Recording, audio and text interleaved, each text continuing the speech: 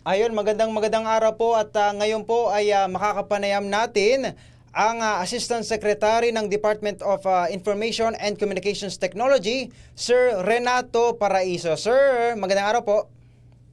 Magandang araw po. Magandang araw din po sa ating lahat ng nanonood, na nagkakasubaybay at nakikinig po.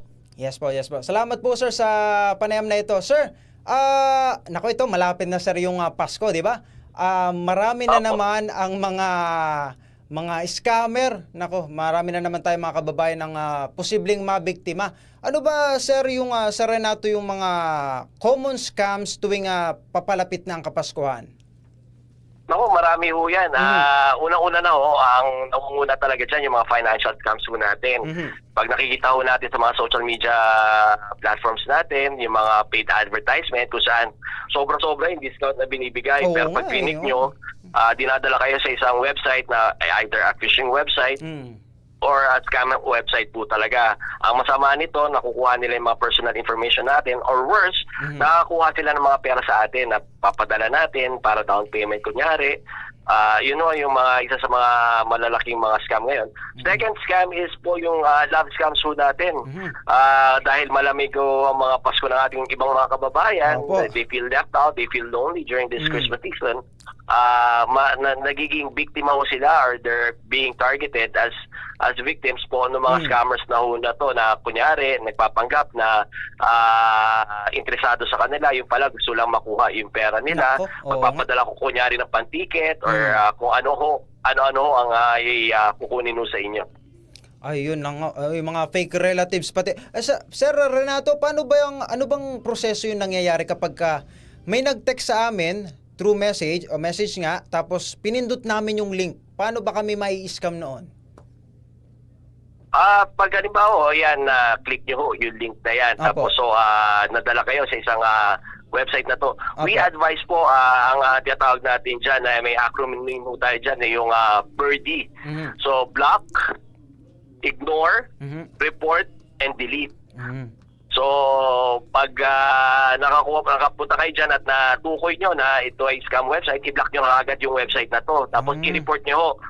Meron ho tayong 24-hour hotline po, 1326. So, anti-scam hotline ho yan ng DICT at sa pakikipagtulungan sa CITC at ang iba't ibang mga law enforcement agencies ho natin. Tapos pagtapos nating i-report, i-delete na ho natin kagad yung website na yan. Oo nga po. Ito nga sir, Renato, yung DICT eGov Super App nyo, paano ba po namin na malalaman kung yung website ay malicious o pwedeng scam pala? Doon, pag tinutukoy ho natin yung DIT Super App, matadownload ho naman to yung application ho nito sa either sa iOS for Apple and for Google Play po para naman doon sa mga Android po. So dito ho, makakasiguro kayo, this is a verified platform, talang trusted trusted application ho siya. Doon lang ho kayo maniwala na it's the DICT Super App po. Pagdating ho sa iba't ibang mga websites, na halimbawa ho, nakita nyo may advertisement about the DICT Super App, dadaling kayo sa isang website, mas maganda ho kayo na ho mismo mag-type, huwag nyo na lang i-click yung link. Kayo na ho mismo ho mag-type ng dict.gov.ph, dadalhin ho kayo, tapos meron doon ho hyperlink ang DICT Super App ho natin. Ayun. Sir Renato, marami pa nga po may tinatawag nga tayong 12 scams of Christmas no? Yung phishing link, Marami yun nga, pa. nabanggit, fake deliveries, yung mga fake tech support, fake relatives, scammers pretending na pamilya nga, tapos mga fake job offers. Ay naku, paano ba natin, Sir Renato, ano ba yung mga ibibigay nating advice sa kanila para hindi sila mahulog sa mga ganitong klaseng scammer?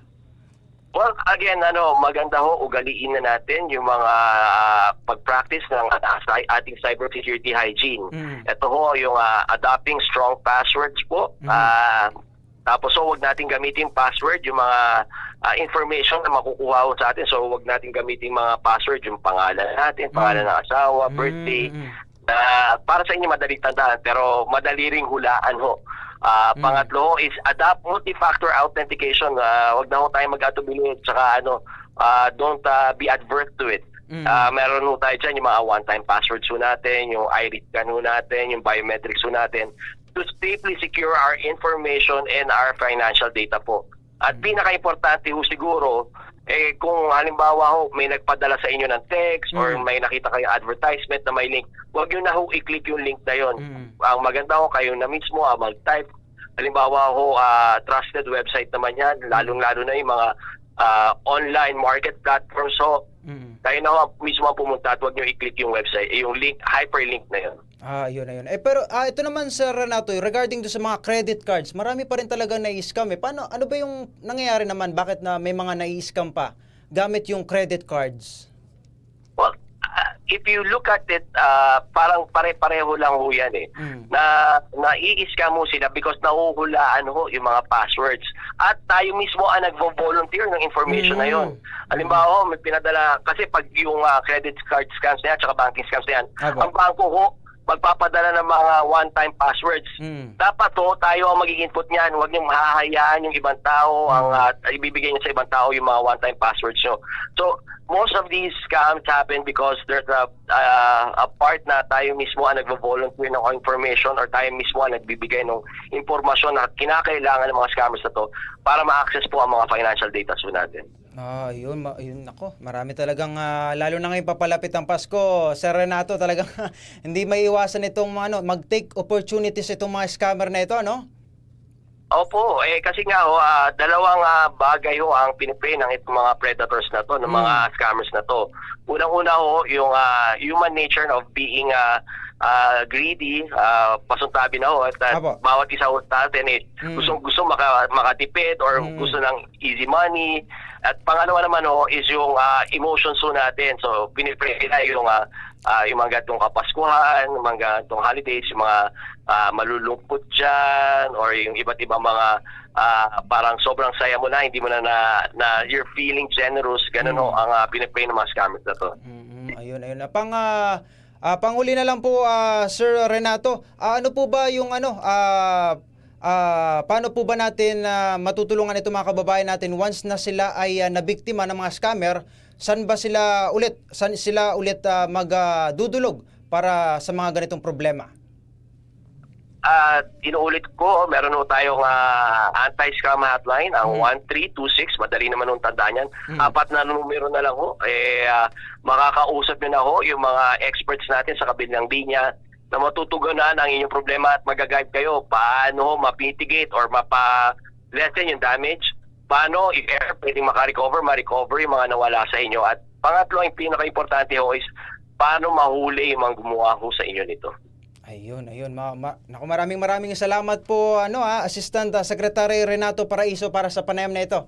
At nabigyan natin maraming salamat din po maraming salamat din ho sa inyong paanyaya at pagbibigay ho sa amin ng plataforma para makausap po ang ating mga kababayan. Ayun, maraming salamat po. Yan po, narinig nyo po si Assistant Secretary Renato Paraiso ng Department of Information and Communications Technology.